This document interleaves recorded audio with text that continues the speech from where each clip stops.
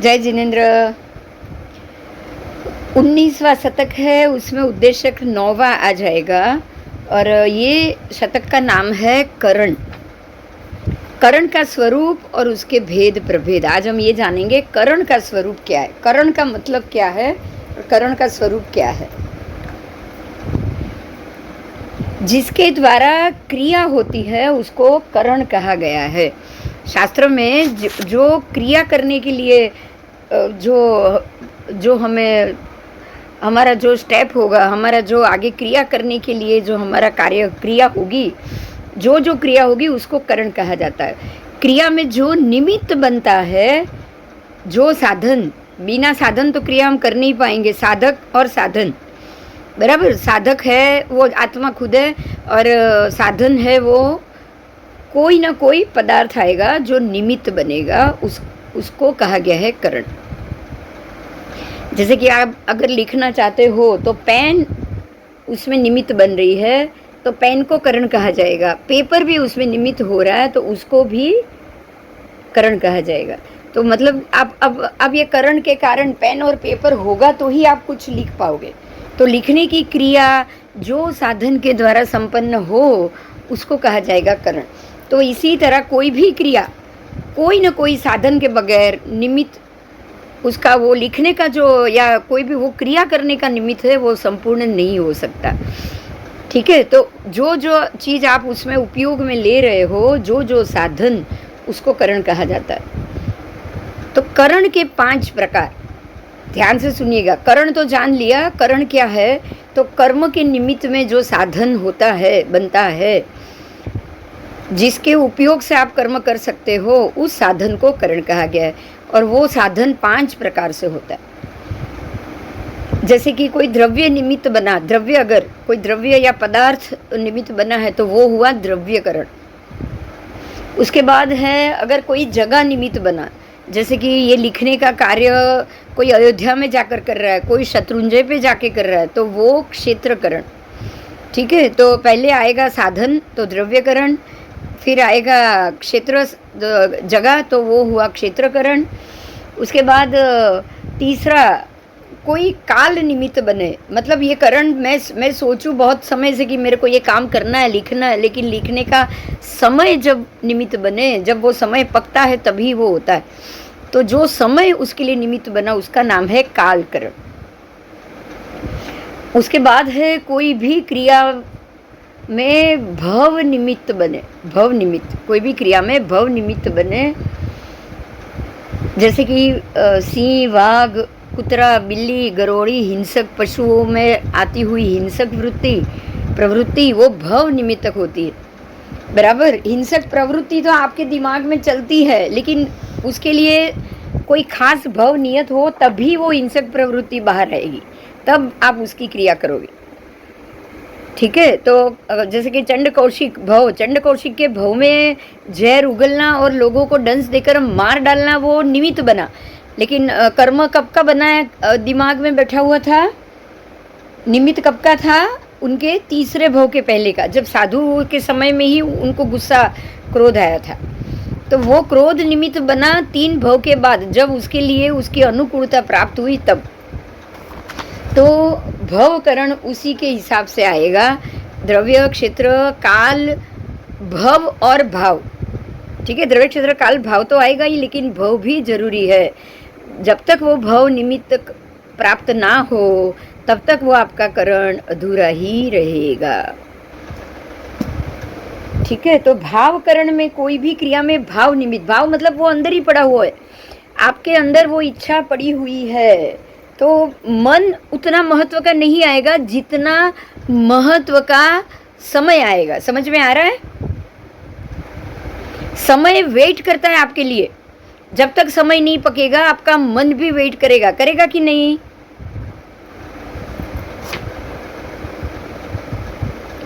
बोलो।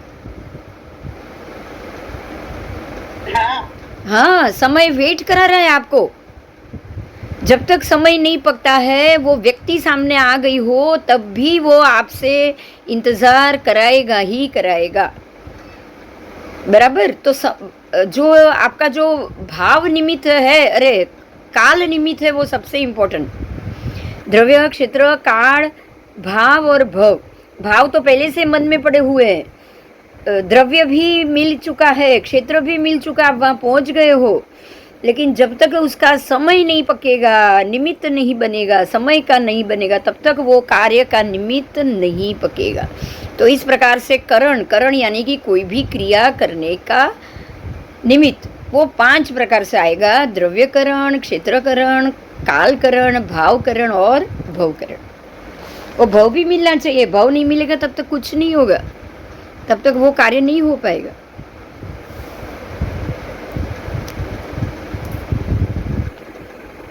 ये 5 प्रकार के करण 24 दंडक के जीव को होता है।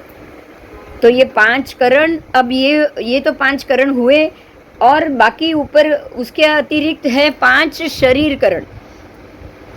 अब ये करण पूर्ण करने के लिए 5 शरीर भी आ जाएगा ना, वही आएगा: औदारिक शरीर, वैक्रिय शरीर, तेजस शरीर, कार्बन शरीर और आहारक शरीर।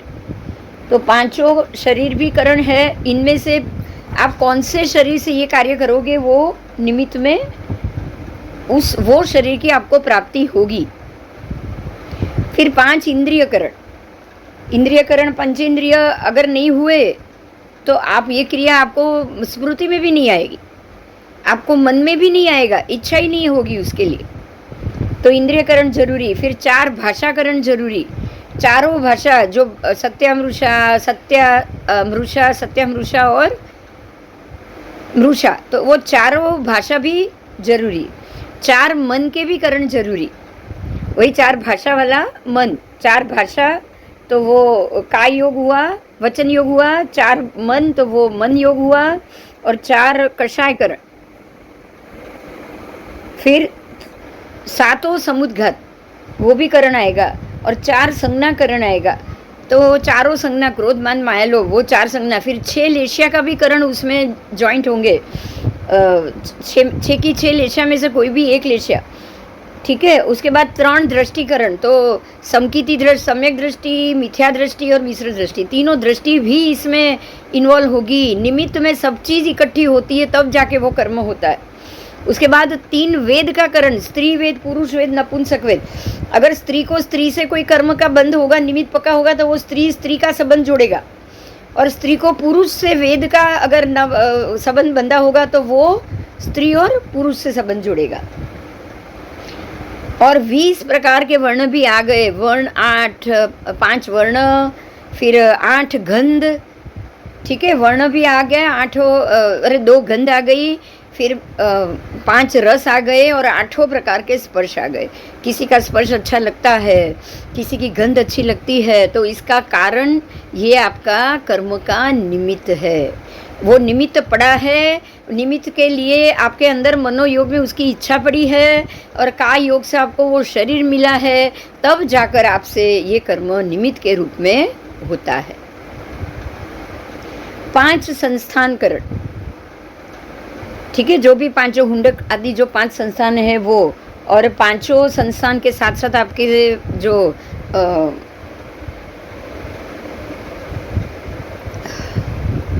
समचतुरस्र आदि संस्थान हो गए, तो वो अनेक प्रकार आदि करण के अब इतने मिलेंगे तो कितने प्रकार होंगे, सोचो।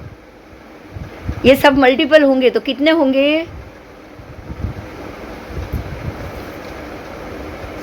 उसमें गति भी आएगी ना, चारों।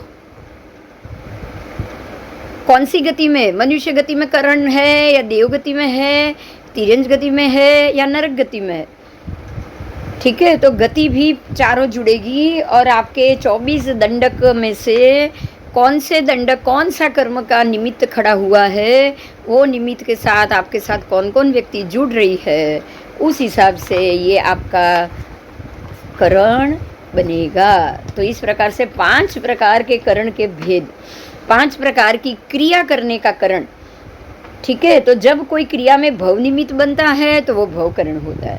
देव भव में वो निमित्त बना तो देव भव मिलेगी आपको। अगर मान लो कि वो आपको तिर्यंच गति भव बना, तो जैसे वो दातरड़ा, जैसे वो तलवार, वो भी भव निर्मित है। समझ में आ रहा है? अजीव है लेकिन वो भी भव निमित्तक है।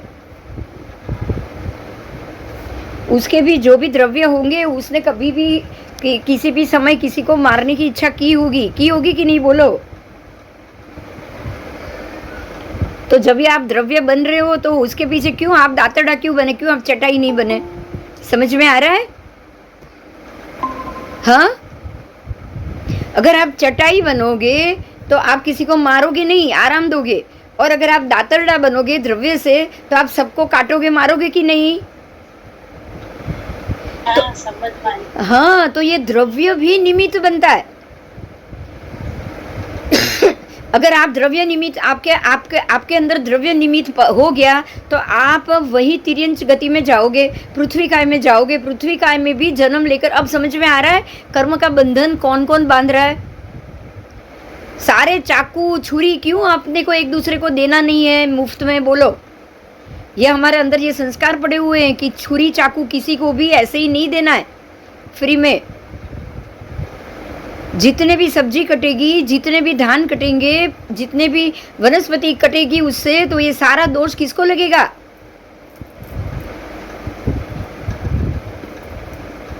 यही कारण है कि हमको भी पुद्गल ओसराने पड़ते हैं। पहले के जन्म में हम अगर अग्नि काय बने, पृथ्वी काय बने हैं, अप काय बने हैं, जो भी बने, जो भी एकेंद्रिय से लेके पंचेंद्रिय तक हमने जहाँ जहाँ जन्म लिया, जहाँ जहाँ शरीर छोड़कर आए हैं, वो शरीर से ही हमको ओसराने की क्रिया क्यों करनी है? सोचो।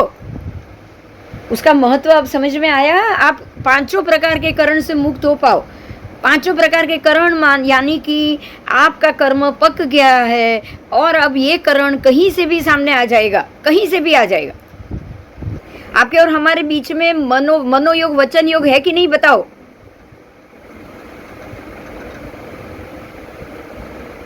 बोलो, सत्य मनोयोग है या सत्य वचन योग है या सत्यामृषा है, बोलो। किसी को भी आधा सच आधा झूठ बोलोगे तो कौन सा मनोयोग वचन योग आएगा?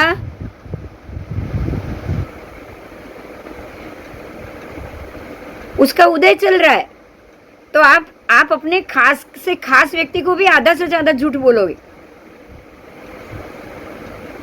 बराबर। अब आप यहाँ पे ये मुद्दा समझो कि ये जो परमात्मा के जो साधु थे ना, नाम भूल गई मैं,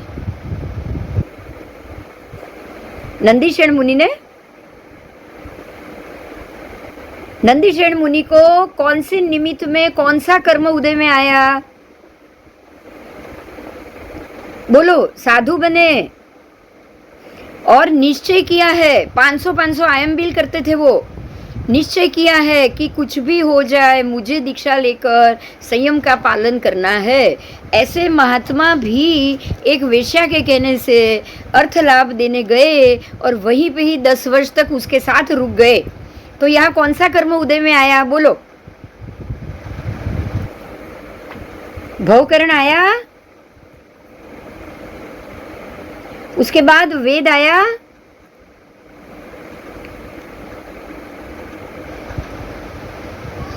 द्रव्यकरण भी आया ना, द्रव्य निमित्त बना कि नहीं? वेश्या को धन चाहिए था तभी ये सब कुछ हुआ। अगर वेश्या को धन नहीं चाहिए होता तो महात्मा उनको धन देते नहीं और उसकी बातों में आते नहीं। आते? बताओ।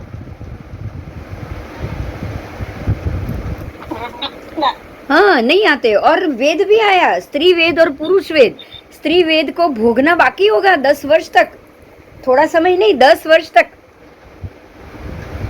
आप सोच सकते हो कि ऐसे किसी के सामने निमित्त हो जाए तो क्या उसकी दूसरे को निंदा करनी चाहिए? बोलो। सभी जीवा कम वशब, सर्व जीव, जगत के सर्व जीव कर्म को ही वश होते हैं। कितना भी वो सोचे, कर्म के निमित्त से कभी भी बच नहीं सकेंगे कोई भी जीव। फिर वो नंदीशेण मुनि हो, उसी भव में चरम भवी थे, मोक्ष जाने वाले थे, उसी भव में मोक्ष गए भी, लेकिन फिर भी वो अपने आप को निमित्त से स्त्री वेद को भोगने से नहीं रोक पाए। रोक पाए? बताओ। नहीं रोक पाए, नहीं रोक पाए। इसमें कौन से करण ने काम किया है? हाँ, તમારા પંચાંગનું ઓલું આવ્યું છે, યશભાઈ મોકલાયું છે હમણાં. અચ્છા અચ્છા, હમણાં મોકલ્યું છે ને, કંઈ નહીં, ક્લાસ પતે એટલે જોવું કે અર્જન્ટ જોવાનું છે? ના, અર્જન્ટ નથી, મોકલાયું છે, મેં જોયું એટલે તમને કીધું. વાંધો નહીં, નહીં તો 2 મિનિટ જોઈ લઉં, એક 2 મિનિટ આપો. હા, જોઈ લો, ડિસ્કસ કરો, આ કર્મના હિસાબે ડિસ્કસ કરો, તમને શું સમજાયું એટલે રેકોર્ડિંગમાં બી ચાલુ રહે, કરો, ડિસ્કસ કરો. કરણ સમજાયા? હા હા, તો કરો ડિસ્કસ કરો, થોડું બોલો, યાદ કરો કયા કયા પ્રકારના કેટલા બોલી હું. કેટલા બધા બોલે. હા, તો યાદ કરો, કઈ વાંધો નહીં, બોલો, ધીરે ધીરે બોલો.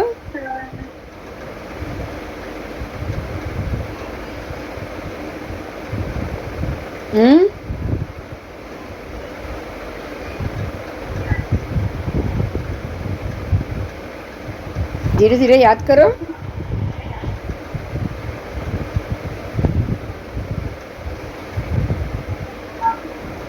બોલો, યાદ કરાવું, ચલો. દ્રવ્ય ક્ષેત્ર કાળ ભાવને ભવ, બહુ ઈઝી હતું. શું હતું? દ્રવ્ય ક્ષેત્ર, હા, દ્રવ્યથી, ક્ષેત્રથી, કાળથી, ભાવથી ને ભવથી, પાંચેયથી કર્મના સંબંધ મળે ને આપણને, નડે કે નહીં? તો દ્રવ્યથી કેવી રીતે જગ્યા બોલાવે છે? દ્રવ્યથી તમને કોણ બોલાવે છે? નંદીશન મુનિનું ઉદાહરણ લો, ફરીથી એ જ બોલો. કોણ નંદીશન મુનિને કોણે બોલાવ્યું દ્રવ્યથી?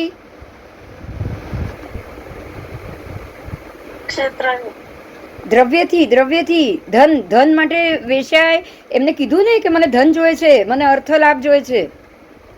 અહીંયા કોઈ ધર્મ લાભની જરૂર નથી, અહીંયા અર્થ લાભની જરૂર. એવું કોણે કીધું? હા, વેશ્યાએ કીધું કે ભાઈ અહીંયા કઈ અમને કોઈ તમારા ધર્મ લાભની જરૂર નથી, તમે અર્થ લાભ આપો તો અહીંયા રહો, નહીં તો કઈ નહીં, જાઓ. એને તો એવી જ વાત કરેલી, તો પણ નંદીશન મુનિ રોકાઈ ગયા.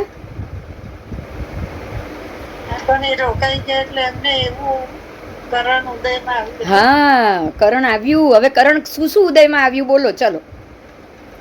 કરણમાં શું શું ઉદયમાં આવ્યું?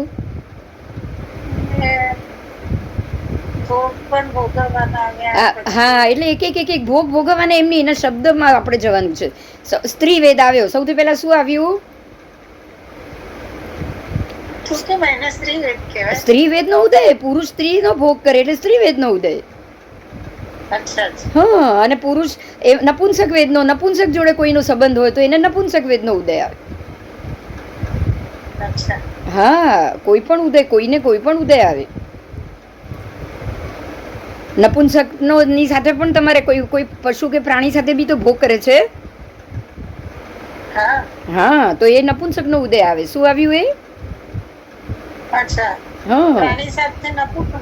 હા, પ્રાણી સાથે, પછી પેલા રમકડા સાથે. હા, રમકડા આવે છે તો ક્યાં બોલો, છે કોઈ સ્ત્રી વેદ છે કે પુરુષ વેદ છે? રમકડા એ શું છે બોલો?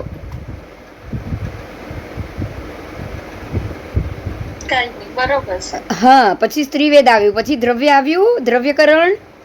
કારણ કે એમને ધન આપવું પડ્યું કે નહીં? ધનની વર્ષા કરાવીને એમણે પોતાની સિદ્ધિથી. એટલે નિમિત્તમાં શું બન્યું? ધન, સોનૈયા. નિમિત્તમાં શું બન્યું? હા, દ્રવ્ય બન્યું નિમિત્ત. અને ક્ષેત્રમાં શું આવ્યું?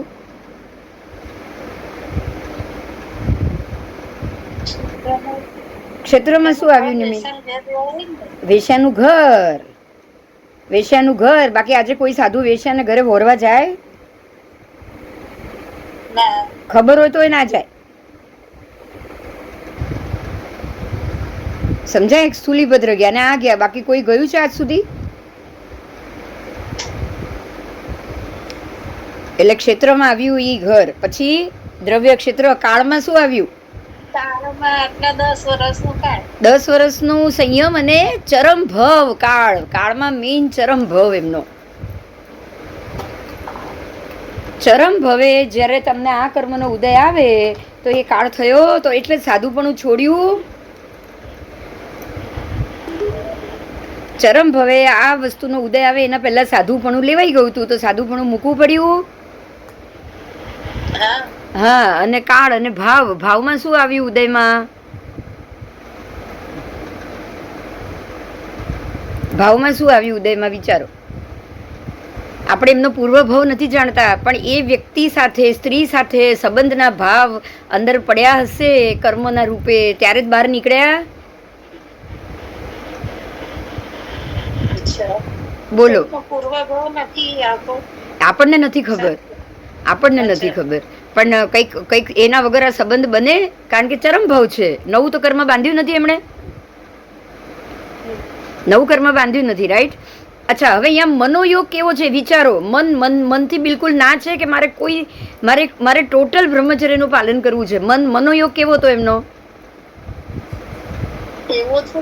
હા, તો ના, ભગવાને કીધું તું કે તારો સંસાર બાકી છે, છતાં એમણે શું કીધું કે હું મારી જાત ઉપર સંયમ રાખીશ. હા, એમણે કીધું છે. અને 500 આંબીલ કર્યા છે, શરીરને ક્રૂશ કરી નાખી છે કે મનમાં, શરીરમાં કામ જ ન જાગે. હા, ભગવાને ના પાડી કે તારી દીક્ષા નથી લેવાની. કઈ જ નહીં, મનમાં હતો જ નહીં, મનમાં ભોગની ઈચ્છા જ નથી. મનમાં ભોગની ઈચ્છા જ નથી, મનમાં વૈરાગ્ય જ હતો, એટલે તો રોજની 10 દીક્ષા આપતા હતા.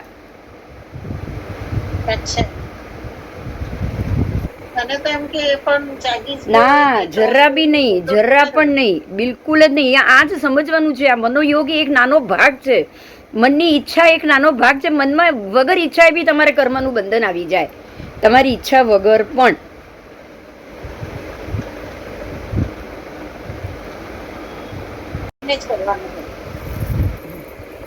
चलो, तो ये जो करण है 5 प्रकार के, ये सिर्फ कर्म का उदय है. करण का अर्थ ही है कर्म, कर्म करना. तो जब वो उसका उदय होता है ना, तो किसी को भी कोई भी जगह होगी, कोई भी स्थान होगा, कोई भी व्यक्ति होगी, वो कुछ नहीं देखेगा. हम इसीलिए तो हमें परमात्मा ने और महात्माओं ने बहुत बार ये बोला है कि कर्म ने ना नड़े कोई पण. ખબર છે આ વાત? શરમ. હા, કર્મને કોઈ પણ શરમ નડતી નથી, કોઈ પણ શરમ ના નડે કોઈને પણ આ વસ્તુ લાગવાની. બરાબર? એટલે બધી જ વસ્તુ એમાં આવી ગઈ. ભાષા પણ આવી ગઈ, चारों प्रकार की भाषा, चारों प्रकार का मन. फिर आप अपने जो सातों के सातों समुद गए तो वो काय योग हो गया. उसके बाद चारों की चारों संज्ञा हो गई, तो वो भी मन से हो गया. भाव संज्ञा लेश्या आ गई आपकी. उसके बाद संज्ञा के बाद लेश्या. संज्ञा का अर्थ ही वही 4 मेन संज्ञा: आहार, भय, मैथुन, परिग्रह. फिर 3 दृष्टि: आहार, भय, मैथुन, परिग्रह. संज्ञा तो किसी भी एकेंद्रिय क्या निगोद के जीवों को भी होगी कि नहीं? बोलो. कोई मन, वचन, काया उसमें चाहिए ही नहीं, मन और वचन, उसको भी होगी. तो आपकी जो तीनों सम्यक आदि, तीनों दृष्टि, तीनों वेद, 20 वर्ण, सब कर्म के अधीन है. कोई भी चीज बिना कर्म की हो नहीं सकती. आपको ये समझना है. बराबर? तो जो दातरड़ा बना है, जो चाकू छुरी बनी है, यही वजह है कि ये सारी चीज़ें हमें लोगों को नहीं देनी चाहिए, क्योंकि उससे जो जो कर्म चढ़ेगा, ये बनेगा, उसके पूरे के पूरे निमित्त आप होंगे. उसको कितने जीव मरने वाले थे, वो मारने में अगर आप निमित्त हो तभी आप किसी को दोगे. बराबर? नहीं तो आपको देने की बारी आएगी क्या? बताओ.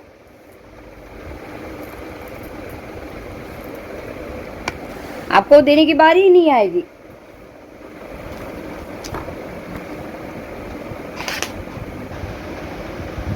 आओ.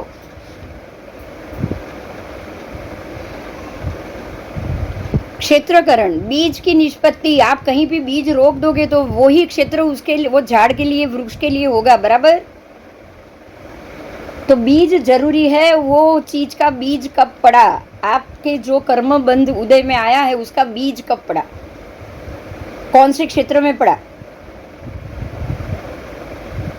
आपको ये एक अक्षरा मालूम है? वो एक युगलिक कपल को नरक में गए युगलिक कपल, वो अक्षरा हुआ था, याद है? हमारे में वो अक्षरा का पर्यूषण के वक्त उसका उदाहरण भी आया था. बहुत दारू पिला पिला पिला पिला के वो जो युगलिक थे ना उनको उठा के कोई और क्षेत्र में रख दिया और इतने दारू पिलाए उसको मद्य मांस मदिरा और खिलाया और स्त्री का भोग कराया तो वो मरने के बाद 7वीं नारकी में गए। हरिवंश के युगलिक, हरिवर्ष क्षेत्र के, जो हरिवर्ष क्षेत्र है ना युगलिक क्षेत्र, वहाँ के एक कपल युगलिक, और वो भी पूर्व के भोग के कारण जो उनको वहां से उठाकर यहाँ लाया गया, पूर्व के भोग के कर्मों के बंध के कारण। पूर्व के भोग में वैर की निष्पत्ति हुई थी तो बीज कब पड़ा उसका क्षेत्र में, बीज कब पड़ा बोलो? उस भव में तो नहीं पड़ा था ना हरिवर्ष के युगल को, नहीं, उस भव में नहीं पड़ा था। आज हमारे साथ कुछ होगा तो ये भव का बीज नहीं है, वो कौन से भव का बीज है? हाँ, ये नहीं पता कौन से भव का, लेकिन क्षेत्र वो बुलाएगा। क्षेत्र और समय निमित्त, काल करण और क्षेत्र करण तब निमित्त पकेगा जब वो व्यक्ति आपके सामने आएगी, और उसके लिए क्षेत्र भी नियत होगा। बराबर? बराबर। आप कितनी भी मनाही करो, वो व्यक्ति के साथ अगर आपको रहना है तो रहना ही है, कुछ भी हो जाए। बराबर? फिर सारिका से मेरे को दोस्ती रखनी है तो कंपलसरी रखनी ही पड़ेगी, कितना भी समय निकल जाए। हाँ, તારી સાથે દોસ્તીનું બીજ ક્યારે પડ્યું હશે વિચાર? તું હા તું હું કાશ્મીરા અને અમિતાબેન અને દક્ષા, આપણે 5 જણા જ લગભગ રોજ હોઈએ છે, આપણે એકબીજાના બીજ ક્યારના પડ્યા છે વિચારો? આ ભાવના તો નથી ને ક્યાંય પડેલા કોઈ પહેલા? ખબર જ ના હોય ને, આ ભાવના તો કઈ સંભવ જ નથી। हाँ, तो इसको बोलते हैं कालकरण। कालकरण कभी भी, और क्षेत्रकरण ढूंढा उसने कि ये क्षेत्र ठीक है और इस क्षेत्र में उसमें भाव काम कर रहा है। भाव क्या काम कर रहा है? तो आपको सम्यक की बातें सुनने के लिए मिल रही है, आपको आगम की बातें सुनने को मिल रही है, तो सम्यक भाव काम कर रहा है। सभी के सम्यक दृष्टिकोण खुला है तभी ये बात कर रहे हैं ना हम। yes. हाँ, तो इस प्रकार से आपके करण और उसके निमित्त खड़े हुए, उसमें भी औदारिक शरीर मिला होगा तब ये काम करना होगा। हमारा ये शरीर औदारिक है ना। अब उसके बाद इंद्रिय करण, तो 5 इंद्रिय के सहित हम है तो इंद्रिय करण 5 पंचेंद्रिय होगा तो ही मन करण भी आएगा। बराबर? ठीक है। अब उसके बाद प्राणातिपात अधिकरण, प्राणातिपात जो आपके 18 पाप स्थानक है वो भी करण काम करते हैं ना हमारा। कहीं ना कहीं अशुभ करण भी, कर्म भी होगा कि नहीं किसी ना किसी के साथ? बोलो। अगर इसमें ईर्ष्या आई या इसमें झूठ आया या कुछ आया तो मिथ्यात्व शल्य, या फिर जो उसमें आता है ना कि सच को नहीं बताना, आता है ना 18 पाप स्थानक में। पर परिवाद आता है कि नहीं? हाँ, मृषावाद, पर परिवाद, तो ये भी करण है। आप समझिएगा कौन सी जगह पे किसके साथ आप क्या कर रहे हो, वो ये बिना करण के आपको ये काम होगा ही नहीं। समझ लो इतना। बिना करण, आप सोचो कि एक जीव जब निगोद से बाहर निकलता है उसके ऊपर कोई कर्म नहीं लगा है। बराबर?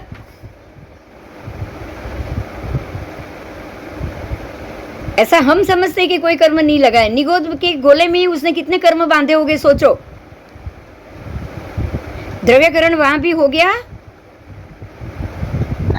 हाँ, द्रव्यकरण, क्षेत्रकरण, कालकरण सब उधर हो गया। निगोद के गोले में ही बहुत सारे जीवों को उसने कचाड़ा है, पीटा है, मारा है, कचुम्बर बनाया है। नहीं बनाया होगा? बोलो। उधर भी किसी जीव को खाने नहीं दिया होगा, खुद खा लिया होगा, बहुत कुछ किया होगा कि नहीं? अनंत अनंत भव तक निगोद के गोले में किया ही होगा। और खुद ने भी मार खाई होगी। खुद ने भी मार खाई होगी, तभी एक जीव सिद्ध गति में गया। और आपके कहीं ना कहीं मार खा खा के अगर आपके अंदर थोड़े भी शुभ भाव आए होंगे, शुभत्व, अगर जिनके निगोद के गोले में से ऐसा जीव जो भव्य हो और जिनके जो हम बोलेंगे ना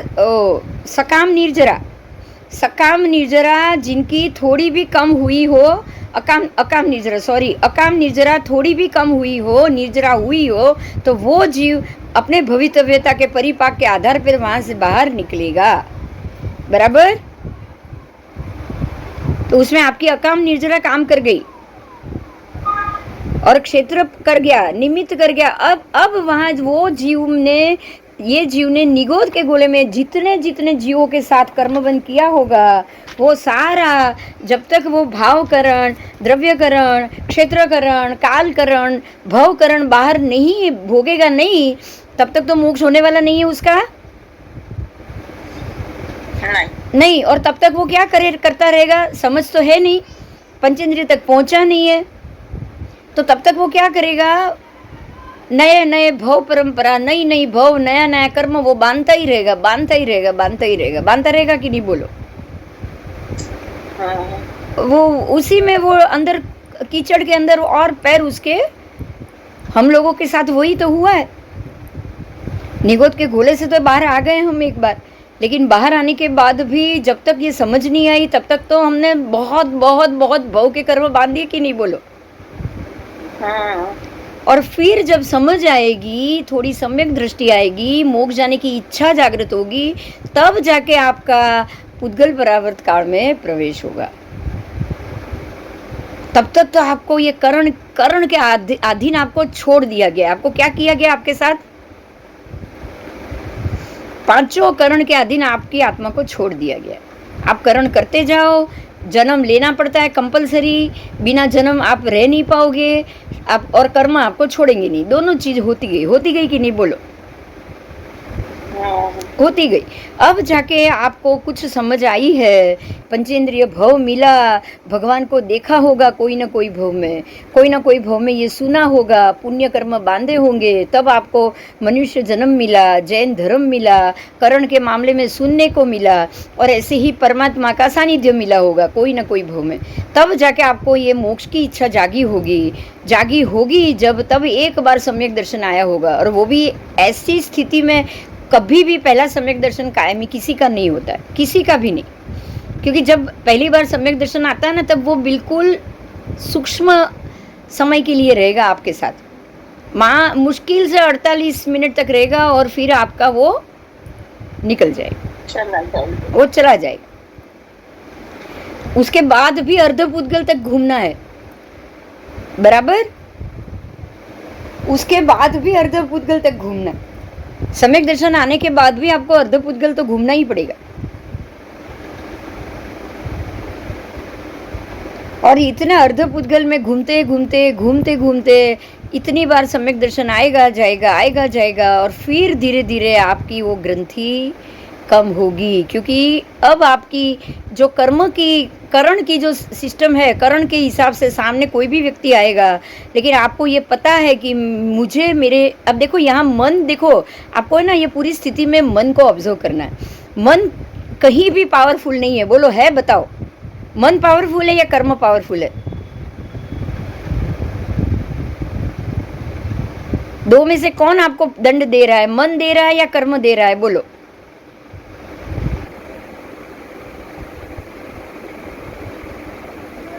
हाँ, कर्म दे रहा है। अगर मन से दंड होता तो आपकी इच्छा कभी भी खत्म नहीं होती और आपकी कभी भी मोक्ष नहीं होता। बराबर? तो मनोयोग उतना काम नहीं कर रहा है, इसीलिए मनोयोग आपका घट पाएगा। मोहनीय कर्म मन के ऊपर ही अधीन है। आपने इच्छा की, जब तक इच्छा रहेगी संसार को भोगने की, सुख भोगने की, संसार से बाहर नहीं जाने की इच्छा रहेगी, तब तक मोहनीय कर्म मजबूत रहेगा। लेकिन वो टूट सकता है। समझना ये है कि वो टूट सकता है। जब आपके भाव करण में सुधार आ गया ना, तो अपने आप मोहनीय कर्म टूटेगा। भाव करण ही जिम्मेदार है आपको यहां से बाहर निकालने के लिए। बराबर। द्रव्य, क्षेत्र, काल और भव, ये चारों करण भाव के ऊपर निर्भर है। जिस दिन आपके भाव करण में शुद्धि आ गई, क्योंकि तीनों दृष्टि है, सम्यक दृष्टि भी है, मिथ्या दृष्टि भी है, मिश्र दृष्टि भी है करण में। अगर आप मिश्र दृष्टि से कर्म बांध रहे हो तो आप अर्ध पुद्गल परावर्त में घूम रहे हो, क्योंकि मिश्र में सम्यक दृष्टि भी है, मिथ्या दृष्टि भी है। और अगर खाली मिथ्या दृष्टि में आप कर्म बांध रहे हो तो आप अनंत पुद्गल परावर्त काल में घूम रहे हो। क्लियर होगी बात? बोलो। क्लियर हो गई? अनंत पुद्गल परावर्त काल तक कौन भटक सकता है और कौन आगे रहेगा? अनादि अनंत तक कौन रहेगा?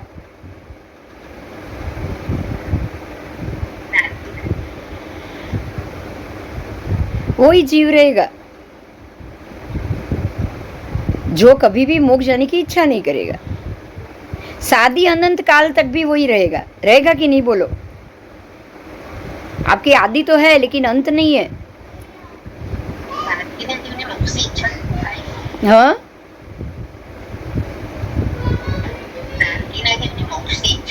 नारकी ना जीव को मोक्ष की इच्छा वहां नहीं होगी, वो यहाँ मनुष्य भाव में लेकर नारकी में जाएगा। वहां सम्यक दर्शन नहीं होता है किसी को।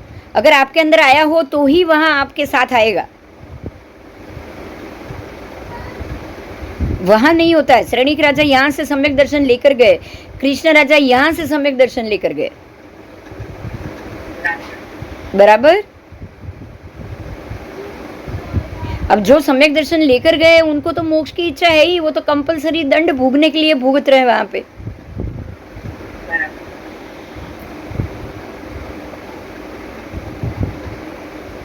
वो अच्छा है कि सम्यक दर्शन लेकर गए, नहीं तो वापस दूसरी तीसरी बार भी नारकी में जाना पड़ता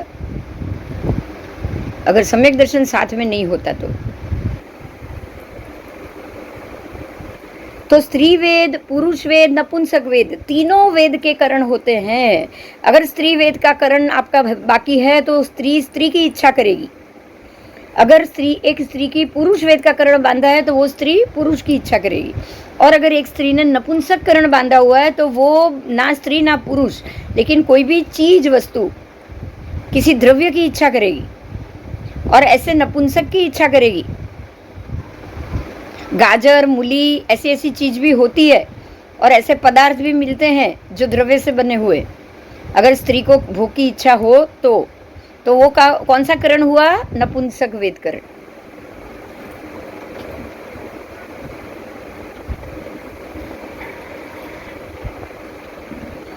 हाँ बोलो। તારો અવાજ ધીમો છે, શું કે છે? જરાક અવાજ વોઇસ થાય તો મોટો કરી દે.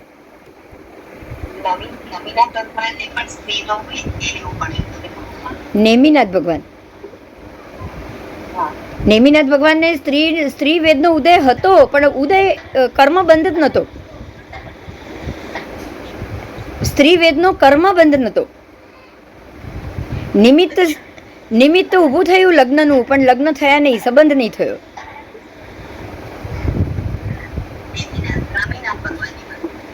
મને નમીનાથ ભગવાનની સ્ટોરી મને નથી ખબર. અચ્છા, મલ્લીનાથ ભગવાન. મલ્લીનાથ ભગવાનને પણ એ તો સ્ત્રી પણ આમાં તીર્થંકર થયા છે ને. એમને તો કોઈનો ઉદય જ નતો. સ્ત્રીનો હોય નહીં ને પુરુષનો હોય નહીં ને નપુંસકનો હોય નહીં. બરાબર.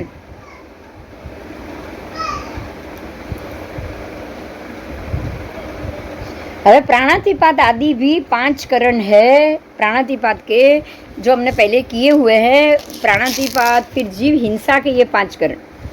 जीव हिंसा के बराबर. एक इंद्रिय जीव की हिंसा तो एक इंद्रिय प्राणातिपात, फिर बेइंद्रिय प्राणातिपात करण, तेइंद्रिय प्राणातिपात करण, चौरिंद्रिय प्राणातिपात करण और पंचेंद्रिय प्राणातिपात करण. मतलब कि किसी जीव को ये 5 इंद्रियों में से कोई जीव की हत्या का अगर करण हो, निमित्त, तो उसको ये कहा जाएगा कि इसको ये निमित्त था, इसलिए उसने किसी की हत्या की. बोलो, वो हत्या भी होती है ना तो भी कर्म के उदय बगैर नहीं होती. અચ્છા વનસ્પતિ કાયનું નથી આવતું આમાં. વનસ્પતિ કાય તો આવી જ ગયું ને એકેન્દ્રિયમાં. અચ્છા હા, પ્રત્યેક વનસ્પતિ તો આવી જ ગયું, સાધારણ બી આવી ગયું, સૂક્ષ્મ બાદર બંને આવી જાય, એકેન્દ્રિયમાં બધું જ આવી જાય. હમ, હમ. સૂક્ષ્મ બાદર બધું જ બરાબર. એટલે શાકભાજી સમારવું, આ સમારવું, કંદમૂળ સમારવું, અનંત જીવોની હત્યા આવી તમારી અનંતાનુબંધી, અરે અનંત જીવોની, તો તમે કંદમૂળ ને એ બધા વનસ્પતિ સમારશો ને ખાશો. એટલે તમને आपको कौन सा करण का उदय है ना प्राणातिपात का, उसी के हिसाब से आप उस चीज को बनाना पड़ेगा या खाना पड़ेगा. अब उसके बाद पुद्गल करण. पुद्गल करण के भी 5 प्रकार, वर्ण, गंध, रस, स्पर्श और संस्थान. तो जो आपके 5 वर्ण, फिर 2 गंध, फिर आपके 5 रस, 8 स्पर्श और 5 संस्थान, ये सब पुद्गल में आएगा. बराबर. तो उस प्रकार से आपके करण, इसके भी करण, कर्म के उदय से आप वो कर्म का बंध करोगे. अब संस्थान करण आती है तो संस्थान में 2 प्रकार के करण है.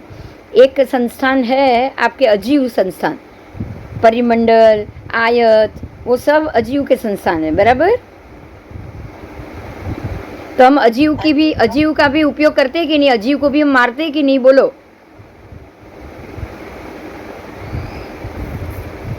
आप अगर कोई एक वो कोई तावेता लेकर आओ, तावेता लेते हो कि नहीं आप, हाँ, सब्जी बनाने के लिए या चावल उसको हिलाने के लिए स्टील या कुछ भी झरा या तावेता आप लेते हो ना, हाँ. उसको तावेता या झरा को कितनी बार गरम गरम तेल में डुबोते हो, सोचो आप.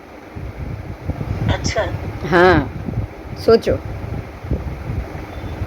तो आपने एकेंद्रिय, अजीव एकेंद्रिय का को बार बार तलने के लिए इस्तेमाल किया. हाँ. बराबर. हाँ. तो ये भी कर्म बंध हुआ. अजीव संस्थान को आपने, जिसमें से जीव निकल चुका है लेकिन शरीर तो है ना, हाँ. संस्थान तो है. जीव निकल जाने के बाद भी वो द्रव्य से संस्थान है.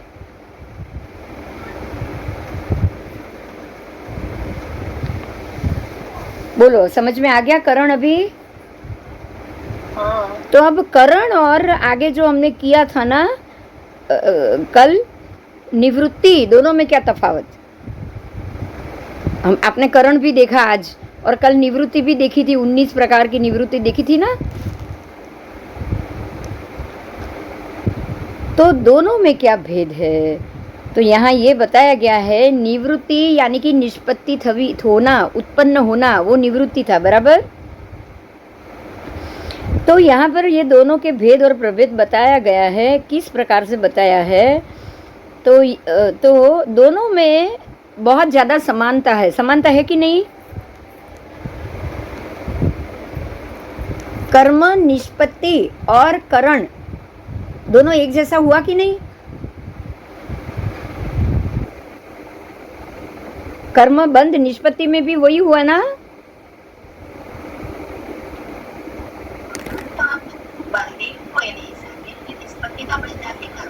हाँ, निष्पत्ति में भी बंधी था और इसमें भी बंधी था, पर दोनों में फर्क कहाँ है, दोनों के स्वरूप में भिन्नता है. क्योंकि करण यानी कि वो क्रिया स्वरूप है, आप कर रहे हो, और निवृत्ति क्रिया की पूर्णता है, मतलब आपने अब इसको बांध दिया. करण आपके उदय में आया हुआ निमित्त है, और पूर्व के कर्म के कारण वो निमित्त आप, मतलब वो कर्म का निमित्त खड़ा हुआ, और निष्पत्ति वो खड़े हुए निमित्त में आपने नया कर्म को बांधा. समझ में આવ્યું. हाँ, वो भोगावली का उदय में आना वो हुआ करण, और उस भोगावली का भोगते समय या तो पुण्यानुबंधी पुण्य में, या पुण्यानुबंधी पाप में, या पापानुबंधी पुण्य में, या पापानुबंधी पाप, 4 में से एक भांगे में उसको आपने बांधा, तो बांधा वो निष्पत्ति, अब अगले अगले भोग के लिए बांधा वो निष्पत्ति हो गई। लेकिन जो उदय में आया वो करण है। क्या है वो? तो क्रिया वो प्रारंभ है और निवृत्ति वो पूर्णता है, कर्म की पूर्णता। दोनों है तो क्रिया ही, दोनों है क्रिया। तो करण वो प्रारंभ हो गया और निवृत्ति वो पूर्णता हो गई, बराबर। और निवृत्ति में क्या है कि जीव परिणाम नियम है, मतलब वो परिणाम मिल चुका है, आपको रिजल्ट मिल गया। आपके कर्म में जो करण उदय में आया था वो करण द्रव्य क्षेत्र काल भाव और भव के हिसाब से आपने वो करण किया। और अब ये जो निवृत्ति है वो ये बोल रहा है कि आपने वो कर्म कर दिया है, अब आप वो परिणाम भुगतने के लिए तैयार रहो। समझ में आई बात?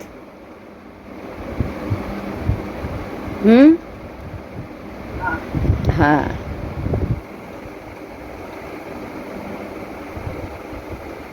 करण में पौद्गलिक संयोग नियम है। करण में क्या हुआ? पुद्गल संयोग नियम। करण में क्या हो रहा है? संयोग निमित्त नियम, द्रव्य निमित्त, क्षेत्र निमित्त, काल निमित्त, भाव निमित्त, भव निमित्त, ये नियम होगा। उसके बगैर तो आपका कोई करण उदय में आएगा ही नहीं। आएगा? बताओ। परमात्मा ने कितने अच्छे से समझाया। समय, वस्तु, फिर भाव, आपकी लेशियाएं, आपकी इच्छा और भव, और आपको कौन से भव में ये होना, ये जब 5 चीज मिलेगी तब तक उदय नहीं आएगा। और उदय आने के बाद अब आपने फिर से उसको बांधा है तो वो आप उसको फिर से अगले भव में उसको वापस, जब समय वही 5 चीज आएगी तब वो उदय में आएगा। और अगर आपको समझ आ गया है और आपने उसको शांति से टाल दिया है, बिल्कुल शांत होके, कोई राग कोई द्वेष नहीं किया है उसके उदय के वक्त, तो आपने उसको अपने आत्मा के प्रदेश के ऊपर से खरा दिया, तो अब वो आपके लिए कर्म निवृत्ति नहीं बना। देखो, फायदा समझ में आया? बोलो।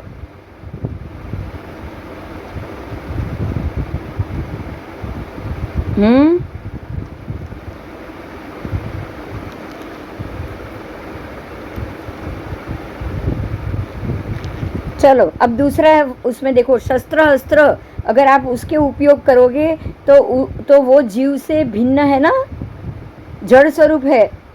लेकिन निवृत्ति में कोई भी चीज जड़ नहीं है। करण में जड़ साधन आ सकता है, अजीव द्रव्य आ सकता है, निवृत्ति में अजीव द्रव्य कभी नहीं आएगा, बराबर। निवृत्ति में कोई वेद नहीं है। निवृत्ति में कोई वेद है? बताओ।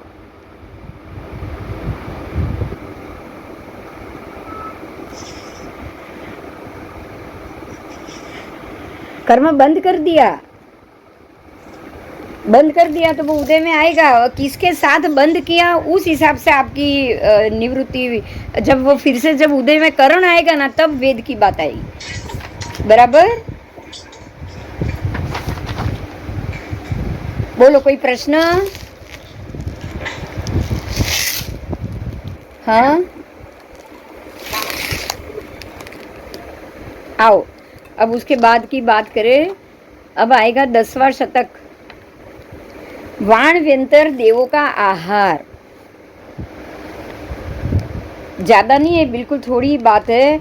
समान आहार, वाण व्यंतर देव सब समान आहारी, समान शरीर, समान श्वासोच्छ्वास वाले होते हैं क्या? बोलो, होंगे? बताओ आप, कैसे होंगे सारे वाण व्यंतर एक जैसे? कर्म से ही मिलेगा ना सब कुछ। सबके अलग अलग कर्म, सबका अलग अलग आहार, सबके अलग अलग पुण्य पाप, बराबर।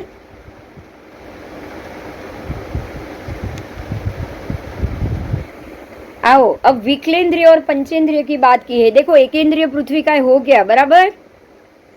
अब विकलेंद्रिय की बात की है कि विकलेंद्रिय का संबंध कैसे होगा। आपने एकेंद्रिय को जान लिया, अब हम विकलेंद्रिय की बात करेंगे।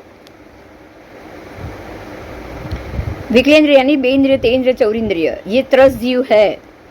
शरीर बंद, आहार, लेशिया, दृष्टि, ऐसे 12 चीज़ों से उनका यहाँ पे आपको बताया गया है कि 12 चीज़ होती है उनकी।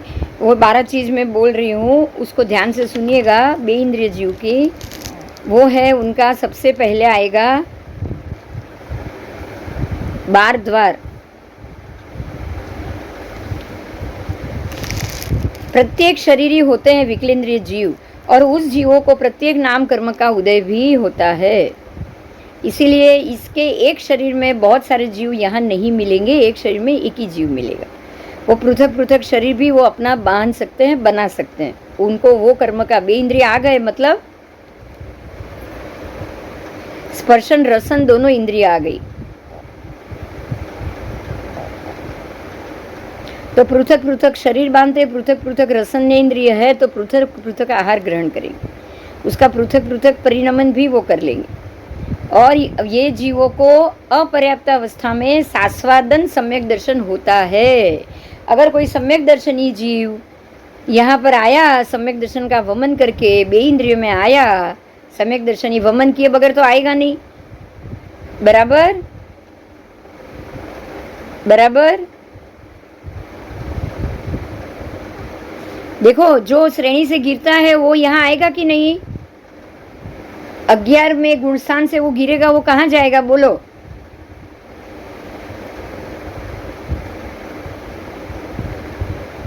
तो सास्वादन सम्यक दर्शन अपर्याप्त अवस्था में उनको मिलेगा। अगर ये होने से 2 दृष्टि, 2 ज्ञान या फिर 2 अज्ञान उनको होता है, और ये जीव त्रस नाड़ी में ही होने के कारण अवश्य 6 दिशा से वो आहार ग्रहण भी करता है। इनको 3 लेशिया होती है, 3 लेशिया विकलेंद्रिय को, कृष्ण नील कापोत, इनको तेजोलर्ष्य नहीं मिलेगी। 2 योग होते हैं, मन योग, वचन योग। वचन योग काय योग, मन योग तो बिल्कुल नहीं मिलेगा, उनको 2 योग मिलेगा। कितने? वचन योग और काय योग। फिर 2 उपयोग मिलेंगे। तो जो योग होगा उसी में उसका उपयोग रहेगा। और 2 गति में से उत्पत्ति और 2 गति में गमन, 2 गति में से वो उत्पन्न होंगे आके, और 2 गति में वो यहाँ से निकलकर बाहर जाएंगे। इनको मन नहीं होने के कारण आहार संबंधी, इष्ट अनिष्ट स्पर्श, रस आदि का वेदन संबंधी कोई प्रकार का विशिष्ट ज्ञान नहीं होता है, लेकिन फिर भी वो आहार करते रहेंगे और स्पर्शादि का वो वेदन भी करते रहेंगे। बराबर समझ में આવ્યું? बोलो। हाँ, आओ। उसके जो 10 उद्देश्यक है उसका नाम मैं बोल रही हूँ बेइंद्रिय का। अब बेइंद्रिय की बात आएगी विकलेंद्रिय में से। बेइंद्रिय, फिर आकाश, फिर प्राणीवध, उपचय, परमाणु, अंतर, बंध, भूमि, चारण और सोपक्रम जीव, ऐसे 10 प्रकार के उनके द्वार बताए हैं। बेइंद्रिय के 10 द्वार यहाँ पे बताए गए हैं। आओ। भगवान महावीर स्वामी को राजगुरु नगर में थे, तब गौतम स्वामी ने यह प्रश्न किया कि हे प्रभु, कभी कभी कदाचित 2, 3 और 4 अथवा 5 बेइंद्रिय जीव, 1, 2, 3, 4, 5 बेइंद्रिय जीव ऐसे इकट्ठे होके क्या सबके बीच में एक शरीर बनाते हैं? बोलो, बनाएंगे बेइंद्रिय जीव? एक शरीर में ज्यादा जीव रह सकते हैं बेइंद्रिय के? नहीं। परमात्मा मना कर रहे हैं। ये प्रत्येक शरीरी जीव है। बेइंद्रिय जीव अपना शरीर खुद बनाएंगे और एक शरीर में एक ही जीव रहेगा। पृथक पृथक आहार करने वाले और परिणमन करने वाले होते हैं।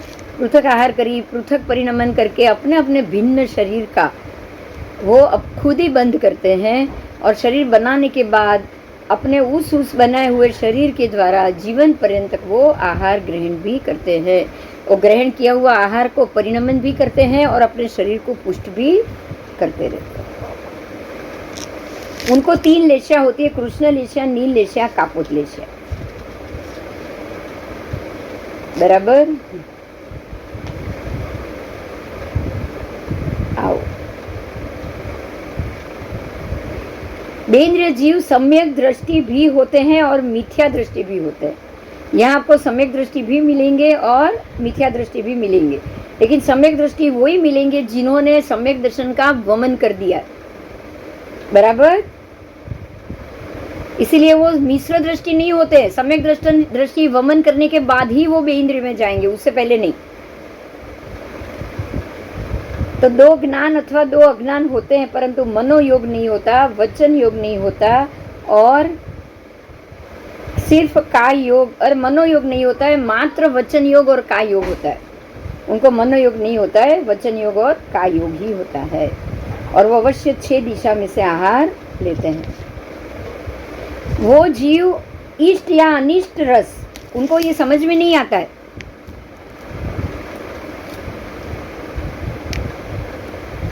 बराबर. क्योंकि उनको ऐसी संज्ञा ही नहीं है रस, परंतु वो रसादि का सेवन जरूर करेगा. वो कहीं से भी उनके मुंह में पॉइजन आ गया तो वो खा भी लेंगे और वो मर भी जाएंगे. आप जो दवाई और सब हम छांटते हैं, डालते हैं, तो उसमें बहुत सारे वो जो होती है ना उदय, उदय का जीव बेइंद्रिय है कि नहीं? बोलो. उदय कभी चल के जाएगी आगे? हाँ,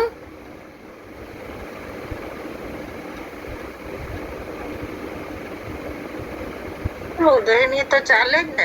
નહીં, ઉદય ચાલે નહીં. ઉદય આગળ આગળ વધે, ચાલે નહીં.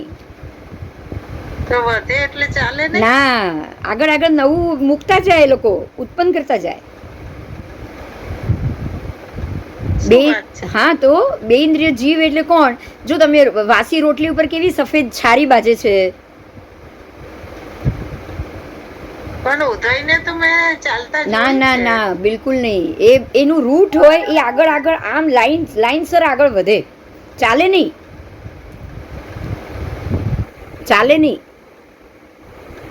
ના, ઉદયની તો ઈયળો જેવું હોય ને, મેં જોયું છે. પણ એ અંદર ત્રસ્કાયમાં તેન્દ્રિય જીવ પડ્યું. અચ્છા. હા, એ ચાલે એ તેન્દ્રિય જીવ છે. અને પેલું માટીનું હોય એ રહ્યું એ. હા, પણ એ માટીનું બનાવે એ તો પૃથ્વીકા થયું.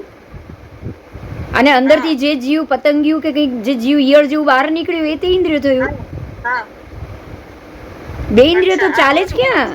બે ઇન્દ્રિય રોટલી ઉપર, વાસી રોટલી ઉપર કઈ તને ચાલતું દેખાય છે? ના, એ ના ચાલે. હા, એટલે એ બે ઇન્દ્રિય. સમજાયું? ના, ઉદયને મેં જોયું છે. ના, ઉદય ચાલે નહીં. એની અંદર કઈ કીડા પડે એ તો તેઇન્દ્રિય હોય ને ચૌરિન્દ્રિય હોય ને પંચેન્દ્રિય બી હોય. એટલે આ ભમરાનું ઘર હોય એ હા, પૃથ્વીકાય છે. ભમરાનું ઘર છે ને એ અંદર પંચેન્દ્રિય રહે છે કે નહીં? એ છે પૃથ્વીકાય. હા. હા. અંદર એ છે પૃથ્વીકાય, પણ એ પોતે આ બનાવતું નથી. નથી. હા, જ્યારે ઉદય તો પોતે વધે, આગળ આગળ વધે. એટલે ખાંડમાં પણ એવી રીતે વધતું જશે ને બધું. શેમાં? જો હવે સમજો, હું તને બ્લડની વાત કરું. બ્લડ હોય ને, આપણું લોહી હોય ને, લોહી એમાં હરતા ફરતા જે જીવ હોય ને એ ત્રસજીવ થઈ ગયા. હા. એ ત્રસજીવ થઈ ગયા. એ જીવ અંદર ચાલે, બાકી એમને એમ લોહી ચાલે? ના. હા, પણ અંદર ત્રસજીવ હોય તો અંદર સળવળ થાય કે નહીં? અને હા હા હા હા. બસ આટલો ફરક. એટલે ઉદય પોતે ચાલે નહીં, અંદર કોઈ જીવ હોય તો સળવળ થાય. હમ. ઉદય પોતે ચાલે નહીં. પણ આ તો કેવું છે કે આ તો ઉદય એટલે શું? તો કે નવું ઉત્પન્ન થયા જ કરે ને, એમાં ચાય પચે થયા કરે. હમ. હવે પેલો 10 જ યોજન ઊંડો પદ્મદ્રવ પણ પાણી કોન્સ્ટન્ટ નીકળે છે, એનો અર્થ શું? ત્યાં પાણી ઉત્પન્ન થાય છે ને. હા. હવે એ જ પાણી 10 જ યોજન ઊંડો છેક 14,000 નદીને પૂરું પાડે છે કે નહીં? એક જ કુંડ. હા. 14,000 આમ ને 14,000 આમ, 28,000 નદીઓનું પાણી આવ્યું. એ ખાલી 10 યોજનમાંથી કોન્સ્ટન્ટ ચાલુ રહ્યું. હા. એટલે એ પાણી ચાલતું ચાલતું અહીંયા આવ્યું. બાકી પાણી ચાલી શકે ખરું? બોલ. પછી એ પાણીમાં જીવો ઉત્પન્ન ત્યાંથી તો નથી થતા ને, અહીં આવ્યા પછી ના થાય. ના, ત્યાંથી થાય જ. પાણી તો ગમે અચ્છા. ત્યાં હોય જીવ ઉત્પન્ન થાય. એ 10 યોજન તો ઊંડું પડ્યું જ રહે છે ને, કુંડ જ છે ને એ તો. અચ્છા. હા, જ્યાં બી કુંડું પાણી પડ્યું રહે એમાં જીવ ઉત્પન્ન થવાના જ છે. જીવોત્પત્તિ જીવ તો ત્યાંથી જ ઉત્પન્ન થાય. પણ એ પાણી જાતે નથી ફરતું. પાણીનો ફોર્સ ત્યાં, પાણીનું પ્રમાણ વધ્યું એટલે એ નીચે ઉતર્યું ને. હા સમજાય છે? એવી રીતે ઉદયનું પણ એવું. હા, એ ભર્યું હતું. હા હા. હા, ઉદયનું પ્રમાણ વધે એટલે આગળ આગળ આગળ વધે. હમ. સાઈડમાં ફેલાય કે આગળ વધે, એનું પ્રમાણ વધે એટલે આગળ જીવ વધે, વધે. એની ઉત્પત્તિ વધે. એટલે હા. બાકી પોતે ના ચાલે. હમ. બરાબર? એટલે આ બધું બે ઇન્દ્રિય. એક આટલી ઝીણી ઉદય પડી હશે તો તને દેખાશે બી નહીં. એમ જ લાગશે કે આ કંઈક થોડુંક માટીનો ટુકડો પડેલો હશે. ટુકડો ક્યારે બને? શરૂઆતમાં તો ખાલી આમ ઊભી આમ માટીની આડી લાઈન જ દેખાય છે. ખ્યાલ છે? શરૂઆતમાં હા, લાઈન દેખાય. હા, લાઈનો દેખાય. ખાલી માટી જ દેખાય, બીજું કંઈ દેખાય નહીં. ના. તો આ બધે છે ને માણીભદ્ર ને એ વધતા હોય એમ કે છે ને, હા તો એવું પૃથ્વી કઈ વધતું હશે? હા, પૃથ્વીકાય તો વધે જ ને. અપકાય પૃથ્વીકાય બધું જ વધે. ત્યાં ઉપચય થયો એટલે વધ્યું. હમ. એ જગ્યાએ ઉપચય થવું, પૃથ્વીકાયનો જ ઉપચય થાય એટલે એ માણીભદ્ર વીર વધે. હમ. ઘણી વાર શ્રીફળની અંદર બી નથી ઓલું વધતું નીકળતું દટ્ટાની જેમ. હા હા, તો એ બી શું છે? તો પૃથ્વીકાય અપકાય જ છે, એમાં જ વધારો થયો ને. હમ. અપકાય આવ્યું, વનસ્પતિ આવી, બંને આવ્યું. હા. હા, એટલે એમાં આ રીતે વધારો, આ રીતે એનું ચાલવાનું થાય, આ રીતેનો વધારો થાય. એટલે બે ઇન્દ્રિયમાં પણ 6 લેશિયા છે, બોલો, અને 3 દ્રષ્ટિ. આ બે ઇન્દ્રિયમાં 6 લેશિયા છે. એટલે લેશિયા તો ખબર. હા, પણ એ રંગની દ્રષ્ટિએ, દ્રવ્યની દ્રષ્ટિએ આ દ્રવ્ય લેશિયાની વાત કરી છે. હા. બરાબર? દ્રવ્યની. કારણ કે દ્રવ્યમાં 6 પ્રકારનો રંગ આવે કે નહીં બે ઇન્દ્રિયમાં. શરીર છે ને એનું. લેશિયા હોય.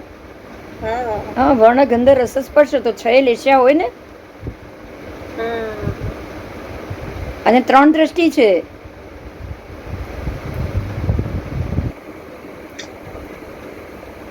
ચાર જ્ઞાન, 3 અજ્ઞાન અને 3 યોગ.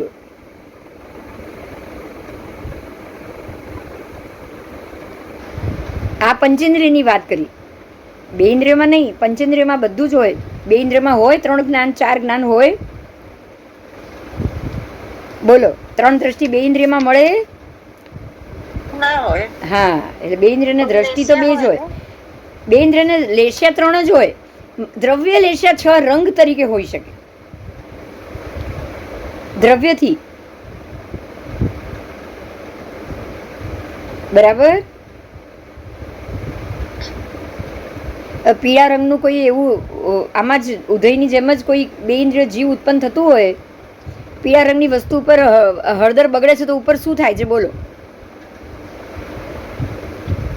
એના ઉપર એક પડ બાજે છે કે નહીં હળદર ઉપર? હા, તો એ બે ઇન્દ્રિય થયું કે નહીં? તો એ પીળા રંગનું પડ થયું. એવી રીતે કાળી વસ્તુ લો, મરી ઉપર આવું કઈ થાય તો? એટલે એ દ્રવ્યથી છે. એને પેલી લેશિયાની દ્રષ્ટિએ નહીં લેવાની, રંગની દ્રષ્ટિએ લીધું છે. તમારા વર્ણ ગંધ રસ સ્પર્શ 5 વર્ણ મળશે કે નહીં, એટલે આપણામાં એને ક્યારેય પણ દ્રવ્ય લેશિયાને લેશિયા તરીકે કલરને લેવાનો નથી. આ યાદ રાખજો બીજી વાર. હા, પરમાત્માએ 5 વર્ણ આપી દીધા, પણ 6 વર્ણને દ્રવ્યમાં રંગના રૂપે નથી આપ્યા. સમજાયું? તને ખ્યાલ છે? એકવાર આ દિગંબર ઓલા સાથે આ ચર્ચા થઈ હતી. મિથ્યાત્વી જીવને વર્ણથી 6 લેશિયા હોય એને કીધું તું, દ્રવ્યથી. યાદ આવ્યું? કોઈ આનું હતું પેલા આમના કોઈ ભાઈનું. હા, પણ એટલું સમજવાનું કે એ જે રંગ છે એ વર્ણ છે, એને લેશિયા સાથે કોઈ સંબંધ નથી. અગ્નિકાય અને દેવોને 4 લેશિયા હોય છે. કેમ? કારણ કે 4 વર્ણ હોય છે એટલે તેજો લેશિયા. ચોથો વર્ણ મળે તો જ તેજો લેશિયા બી મળે ને. અગ્નિ તો પીળો જ છે. અગ્નિ તમને પહેલો મળશે કૃષ્ણ કાળો અગ્નિ મળે કોઈ દિવસ? નહીં, અગ્નિ તો પીળો જ મળે. આગ તો હંમેશા પીળી જ મળવાની છે કે લાલ મળશે? લાલ કે પીળી. હા, કાળી તો મળવાની જ નથી. તો કૃષ્ણ નીલ કાપોત ક્યાંથી અગ્નિને આવી લેશિયા? તો એ લેશિયા શું છે? એના ભાવ છે કે કલર છે? ભાવ છે. ભાવ છે. બરાબર. એટલે આપણે દ્રવ્ય લેશિયા રંગની દ્રષ્ટિએ ક્યારેય નહીં આવે. રંગ જુદા અને લેશિયા જુદી. સમજાયું? હા. तो बे इंद्रिय ने संज्ञा पण नहीं, प्रज्ञा पण नहीं है, मन भी नहीं है और वचन भी नहीं है, कुछ नहीं. बे इंद्रिय को वो रस का संयोजन संवेदन जरूर करता है, उसको खाने के लिए चाहिए, खाने के लिए है, लेकिन वचन नहीं है. देखो ध्यान से सुनो, उसको वचन योग है, दूसरा वचन योग, पर वो रसना इंद्रिय है लेकिन वचन योग नहीं. મોડું તો એક જ આવ્યું પણ બોલી નથી શકતું. સમજાયું? का योग है लेकिन वो चल नहीं सकता, त्रस जीव नहीं है. बराबर. रसादि का संवेदन है उसको, क्योंकि स्वाद है. उसकी स्थिति जघन्य अंतर्मुख और उत्कृष्ट 12 वर्ष की है. बे इंद्रिय उत्कृष्ट 12 वर्ष तक जीवित रह सकता है. अब तेन्द्रिय और चौरिंद्रिय में भी आगे बराबर इसके जैसा, लेकिन थोड़ा फर्क आएगा. आएगा ना?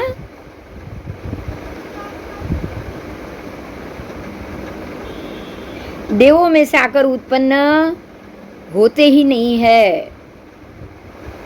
देवों में से आकर इसमें उत्पन्न नहीं होते हैं. क्यों? क्योंकि इनकी 3 ही लेशिया है. 3 लेशिया होए तो देव मरीने बे इंद्रिय ते इंद्रिय विकलेन्द्रिय थाय नहीं. समझाયું? બોલો, આ નવી વાત મળી તમને? બે ઇન્દ્રિય ત્રણ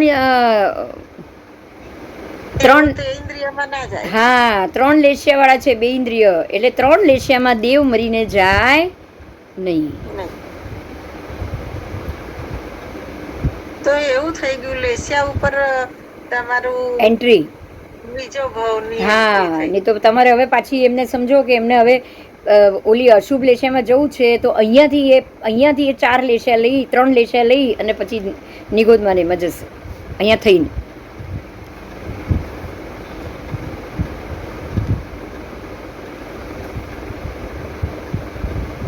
बराबर. अच्छा, अब उनको 2 ज्ञान अथवा 2 अज्ञान. तो जो सम्यक दृष्टि होंगे अपर्याप्त अवस्था में ही सास्वादन है. सम्यक दृष्टि कब है उनको? अपर्याप्त अवस्था. अपर्याप्त अवस्था तो 48 मिनट के बाद निकल जाएगी ना? हाँ, तो अपर्याप्त अवस्था में ही वो सास्वादन समकीति होते हैं. बराबर. सम्यक दृष्टि और मिथ्या दृष्टि दोनों आएगी उसमें, मिश्र नहीं आएगी सास्वादन में. 2 ज्ञान अथवा 2 अज्ञान. अगर सास्वादन में समकित है तो उसी में 2 ज्ञान है, बाकी उनको बाद में तो वहाँ जन्म लेने के बाद तो ज्ञान कभी नहीं आएगा. मन योग, वचन योग, काय योग 2 योग होते हैं. साकार और अनाकार 2 उपयोग होते हैं.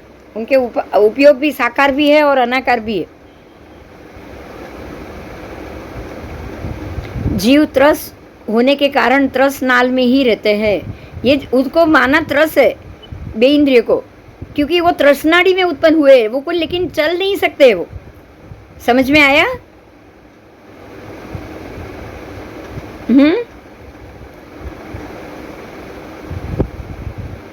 त्रस नाड़ी में उत्पन्न होने से वो त्रस जीव है.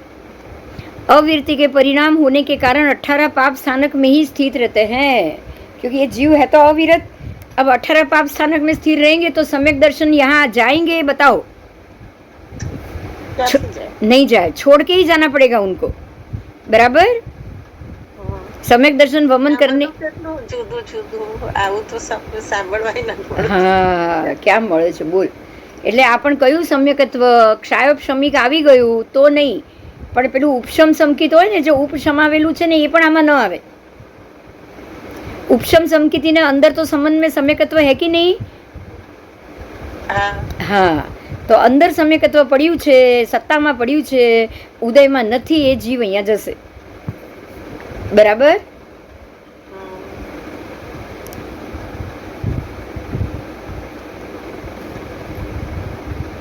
और मनुष्य तिर्यंश 2 गति में से यहाँ आते हैं।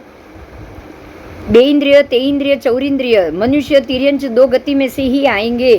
देव तो आ नहीं सकते, नरक भी आ नहीं सकते, क्योंकि उनको तो 4 लेशा है। जो यहाँ 4 लेशा वाला जीव यहाँ एंट्री नहीं लेंगे, तो यहाँ सिर्फ मनुष्य और तिर्यंश 2 गति में से ही आएंगे।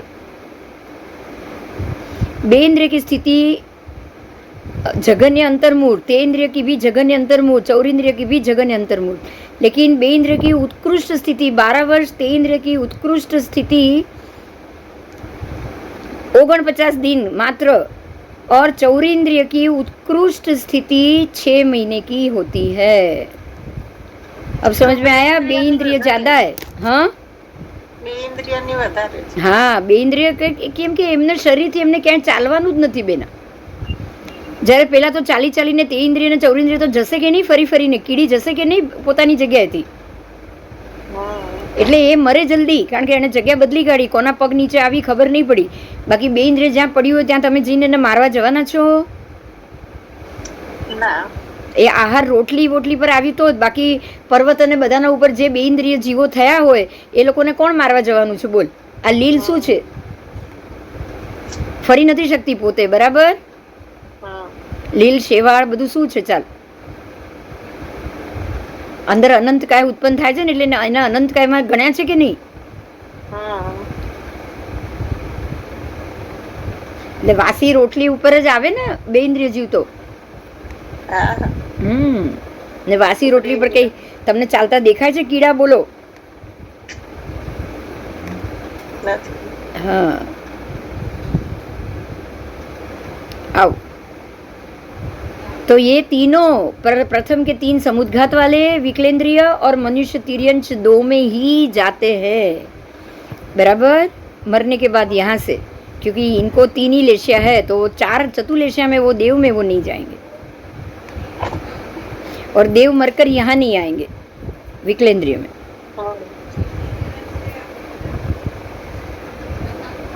बराबर? अभी पंचेंद्रिय कल करेंगे, पंचेंद्रिय का थोड़ा लंबा होगा, आपको टाइम नहीं रहेगा। हाँ, और विकलेंद्रिय का कर लिया है, पंचेंद्रिय का कल करेंगे। क्योंकि पंचेंद्रिय वैसे तो थोड़ा ही है। चालू करूँ मैं? 10 मिनट में हो जाए तो? हाँ हाँ, केम के कंपेरिजन है ना, तो आज ही आपको समझ में आएगा। બેન કાલે રાખો ને. હા, તો વાંધો નહીં, ચલો કાલે રાખવું, કારણ કે કમ્પેરિઝન આગળ બે ઇન્દ્રિય તે ઇન્દ્રિય જોડે એ લોકોની કમ્પેરિઝન આવશે. હા, ઠીક છે, ઠીક છે, ચલો કાલે કરશું. ચાલો, કારણ કે એમાં ઘણો બધા આવશે, સંયત પણ આવશે ને અસંયત, પંચેન્દ્રિયમાં તો બધા જ આવે ને. ચાલો ચલો, જય જીનેન્દ્ર, સાતામાં રહેજો બધા. ચાલો, આજ કરણ જાણ્યું, બહુ સરસ મુદ્દો હતો, કેમ?